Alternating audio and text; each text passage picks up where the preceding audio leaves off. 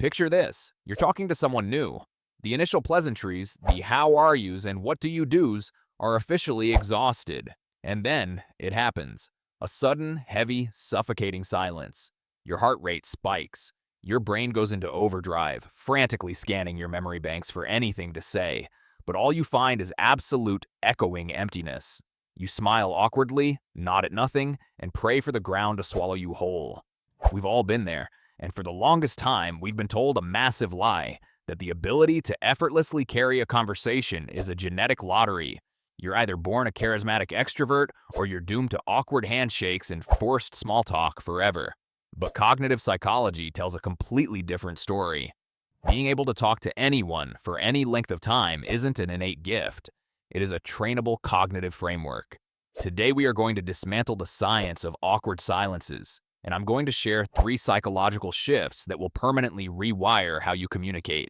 You will never run out of things to say again. To fix the problem, we first have to understand why your brain betrays you in the first place. When you experience that painful brain freeze during a conversation, your immediate instinct is to think, I'm just boring. I don't have enough interesting thoughts. But neurologically, that is completely false. Your brain is a hyper-association machine. It is constantly generating thousands of thoughts, memories, and observations every single minute. The problem isn't a lack of ideas. The problem is your internal filter. In social psychology, this is known as the hyperactive self-monitoring state. When you feel anxious or desperate to make a good impression, your brain sets up a ruthless, hypercritical security guard at the gates of your speech. You think of a childhood memory. The filter rejects it. Too random. You think of a joke. The filter rejects it. Not funny enough. You think of an opinion on the weather. The filter says, too boring. By raising the bar for what you consider worthy of being said, your internal filter blocks 99% of your natural thoughts. The awkward silence isn't a sign that your mind is empty. It's a sign that your mind is a maximum security prison and you aren't letting any thoughts escape. To never run out of things to say, we don't need to feed you new information. We simply need to lower the security gate. If you value psychological insights that help you navigate the social world with ease, you belong here. Hit subscribe and join our room of thinkers. Technique 1. The threading method. The first tool to bypass this filter is a conversational technique called threading. Most people approach conversations like a game of tennis. You hit the ball, I hit it back, and the point ends. Someone asks, "How was your weekend?" You say, "It was good, thanks." The thread dies. Threading is the art of looking at every sentence your partner says not as a single statement, but as a tapestry woven with multiple hooks.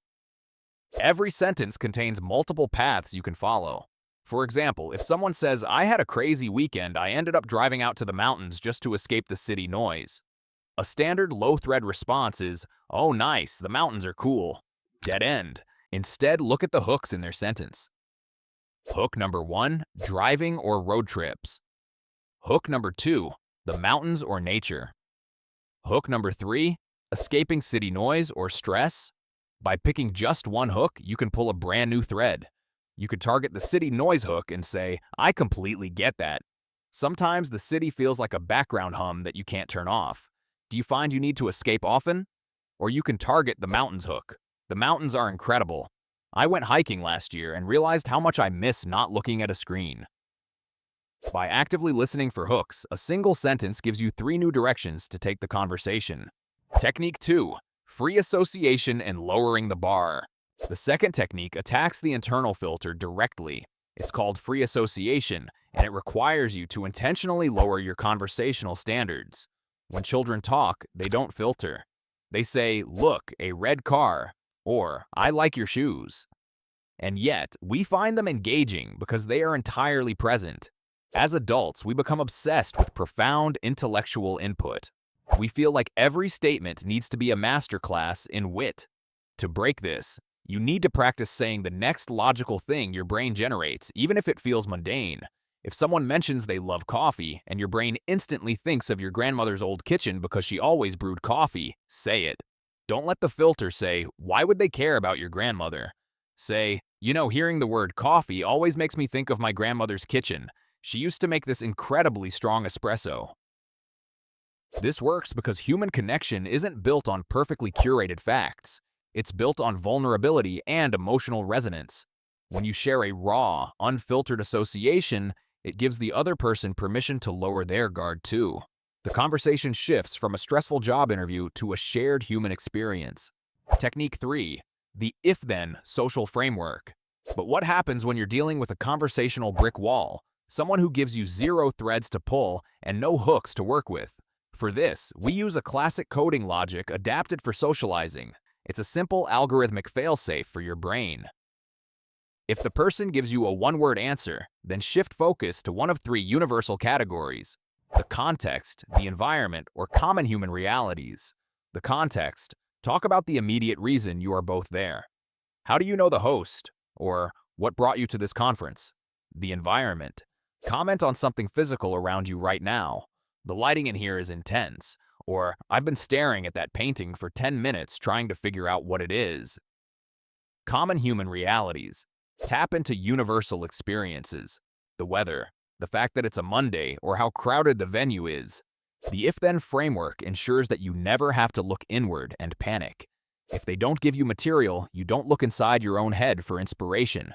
You look at the room around you. The environment is an infinite supply of conversational fuel, waiting to be tapped. Now, cognitive frameworks are useless without muscle memory. So let's do a live 30-second exercise right now to train your brain to bypass the filter. I'm going to say one word. The very moment I say it, I want you to pause. Notice the first three things that pop into your head, no matter how random, boring, or strange they seem, and say one of them out loud to the room you're sitting in right now. Don't let your internal security guard block it. Ready? The word is storm. What did you think of? Rain. A specific memory of getting stuck in a downpour? A movie? Whatever it was, if you were in a conversation, that flash of memory was your next talking point. Practice this throughout your day. Look at random objects, a coffee mug, a street lamp, a shoe, and practice immediately shouting out the first association your brain makes. Train your brain to realize that your unfiltered thoughts are perfectly safe to share. The secret to never running out of things to say isn't about becoming someone else. It's not about memorizing a list of clever jokes or studying encyclopedias before a party. It is simply about trusting your own mind. It's about tearing down the internal filter, listening for the threads people hand you, and realizing that the person across from you isn't judging you nearly as harshly as you are judging yourself.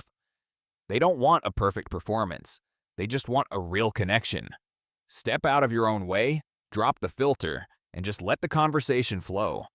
Thank you for watching, and I'll see you in the next deep dive.